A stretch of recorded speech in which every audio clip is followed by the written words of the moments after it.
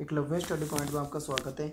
मेरा नाम सत्येंद्र प्रताप है और आज हम शुरू करेंगे पार्ट सेकंड। पार्ट वन पहले चैप्टर का पार्ट वन कल हमने लास्ट वीडियो में अपलोड कर दिया था। आज सेकंड पार्ट हम देखेंगे, जानेंगे कि सेकंड पार्ट में हमारे कौन से क्वेश्चन है जो हमारे इंपॉर्टेंट है। पहले चैप्टर का नाम है राष्ट्र निर्माण की चुनौतियां, आप अपनी स्क्रीन में देख रहे हैं। इसका ये सेकंड पार्ट है। फर्स्ट पार्ट आपने नहीं देखा है तो आप उसको कृपया जरूर देख लें और जानेंगे कि यहाँ से कौन से क्वेश्चन है जो हमारे एग्जाम के पॉइंट ऑफ व्यू से इम्पोर्टेंट है। तो स्क्रीन पे आप देख रहे हैं, इसमें ग्रीन कलर आसमानी कलर से अंडर हाईलाइट है कि वित्तीय संपदा के साथ साथ टेबल, कुर्सी, टाइपराइटर, पुलिस के वाद्य यंत्र, सरकारी कर्मचारियों तक का बंटवारा हुआ। फिर इसके बाद 80 लाख लोगों ने अपना घर बार छोड़कर सीमा के आर पार जाना पड़ा। विभाजन के समय विभाजन की हिंसा में तकरीबन 5 से 10 लाख लोगों की जान चली गई। इसके बावजूद जब बंटवारा हो गया था 1951 के वक्त भारत की कुल आबादी में 12% मुसलमान बाकी थे, अभी भी थे, और बाकी सिख, ईसाई, जैन, बौद्ध, पारसी, इस तरीके से अल्पसंख्यक भी काफ़ी थे। कि फिर ये समस्या थी कि इनको कैसे देखा जाए। इसके बाद यहाँ पे एक पॉइंट है कि मुस्लिम लीग जो दोस्तों बनाई गई थी, ये औपनिवेशिक भारत में 1905 या 1906 के आसपास बनाई गई थी, मुझे कन्फर्म ध्यान नहीं है। और ये मुसलमानों के हितों के लिए बनाई गई थी ताकि मुसलमानों के हितों की रक्षा की जाए। महात्मा गांधी की शहादत देखते हैं। 15 अगस्त 1947 के दिन आज़ादी के किसी भी जश्न में गांधी जी ने भाग नहीं लिया। वो अहिंसा और सत्याग्रह के लिए सारी ज़िंदगी लड़ते रहे थे। जब उन्होंने देखा कि आपस में लोग एक दूसरे को मार रहे हैं, हिंसा बहुत हो रही है, तो उनका जो दिल था वो बहुत ज़्यादा दुखा था और वो इस चीज़ को बिल्कुल भी पसंद और बर्दाश्त नहीं कर पाए थे। उन्होंने क्या करा कि वहाँ पहुँच गए जहाँ पे लोगों में हिंसा हो रही थी ताकि लोगों के बीच में हिंसा ना हो। दिल्ली में पहुँचे, वहाँ बड़े पैमाने पे हिंसा थी। वो चाहते थे कि मुसलमानों को गरिमापूर्ण जीवन मिले, उनको भारत में बराबर के नागरिक का दर्जा मिले। इससे कुछ अतिवादी जो कट्टर हिंदू थे वो थोड़ा महात्मा गांधी को पसंद नहीं कर रहे थे, क्योंकि वो नहीं चाहते थे कि वो मुसलमानों के लिए देश में कोई ऐसी जगह हो। 1948 में उन्होंने उपवास रखना शुरू करा, जो कि एक जादुई उपवास साबित हुआ। क्यों? क्योंकि उनके उपवास का ऐसा असर हुआ कि हिंसा बिल्कुल ही रुक चुकी थी। 30 जनवरी 1948 को ऐसा ही एक दिन था कि हिंदू अतिवादी मतलब कट्टर नाथूराम विनायक गोडसे था। उसने गांधी जी की सभा में चला गया, प्रार्थना सभा में, और गांधी जी के करीब जाकर उन पर 3 गोलियां चला दी। तो इस तरीके से 30 जनवरी 1948 को हमारे देश के एक ऐसे व्यक्ति की हत्या हो गई जिसने सारी ज़िंदगी देश की आज़ादी के लिए लगा दी थी।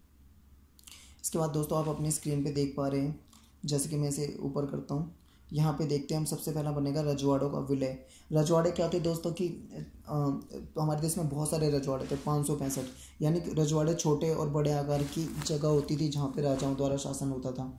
ब्रिटिश इंडिया में शासन 2 तरह से चलाया जाता था। एक तो अंग्रेज डायरेक्ट शासन करते थे, दूसरे में क्या था, रजवाड़ों के द्वारा शासन चलवाया जाता था। लेकिन उन रजवाड़े जो राजा थे उन्होंने ब्रिटिश राज्य की अधीनता गुलाम कर रखी थी। फिर इसके बाद समस्या में देखो, रजवाड़ों की संख्या 565 थी और अंग्रेज़ों ने जाते टाइम ये कह दिया था कि रजवाड़े चाहे तो भारत में मिल जाए, चाहे तो पाकिस्तान में मिल जाए, या अगर उनका मन करे तो वो स्वतंत्र भी रह सकते हैं।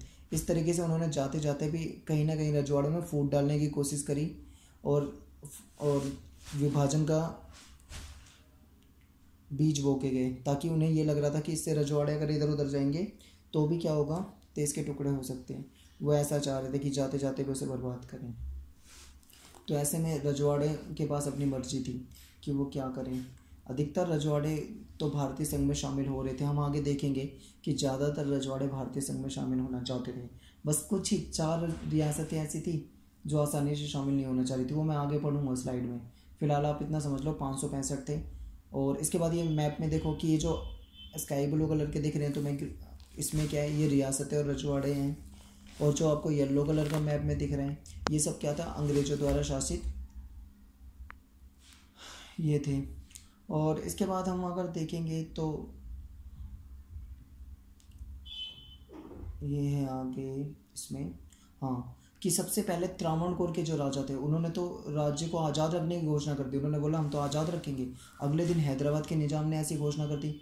कुछ शासक जैसे भोपाल के नवाब थे, वो सिर्फ संविधान सभा में शामिल नहीं होना चाह रहे थे। हिंदुस्तान के कई छोटे छोटे टुकड़ों में देश को बढ़ जाने का खतरा हो रहा था। ऐसा लग रहा था छोटे छोटे टुकड़ों में बढ़ जाएगा देश।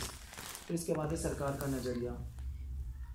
और देश के टुकड़े हो जाने के खिलाफ सरकार ने, उसके विरुद्ध अंतरिम सरकार ने बहुत कड़ा रुख अपनाया। मुस्लिम लीग ने भारतीय राष्ट्रीय कांग्रेस के इस कदम का विरोध करा, क्योंकि वो चाहते थे मुस्लिम लीग की किसी तरीके से कोई रियासत तो हमारे उसमें पाकिस्तान में शामिल हो, इसी से उनको ज़मीन और मिल जाती है हमारी रियासतों की।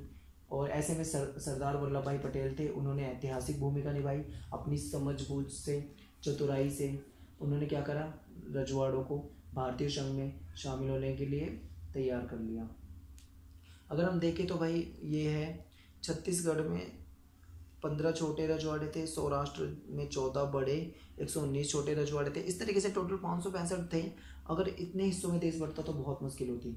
फिर क्या हुआ, वल्लभ भाई पटेल जी ने, जो राजा भारतीय संघ में शामिल होना चाह रहे थे, उनको क्या करा, भारतीय संघ में शामिल होने के लिए इंस्ट्रूमेंट ऑफ एक्सेशन पर साइन करवाए। वो भारतीय संघ में शामिल इसलिए होना चाह रहे थे क्योंकि भारत का जो रुख था वो बहुत लचीला था। ऊपर आप देख रहे हैं, और नीचे अगर आप देखेंगे, नीचे मैंने जो अंडरलाइन कर रखा है इसमें इंस्ट्रूमेंट ऑफ एक्सेशन भी है। कौन सी ऐसी रियासतें थी जिससे मिलने में थोड़ी दिक्कत आई, ये क्वेश्चन बनता है भाई। इस चार रियासतें थी, चारों के बारे में हम आगे देखते हैं। पहली थी जूनागढ़, दूसरी हैदराबाद, तीसरी कश्मीर, चौथा मणिपुर। तो ये जो रियासतें थी दोस्तों, इनको एक में हमारे देश में शामिल होने में काफ़ी समस्याएं उत्पन्न हुई। कैसे हुई हम जानेंगे अगले पार्ट में। दोस्तों अगर वीडियो अच्छा लगा हो तो लाइक करना। धन्यवाद दोस्तों।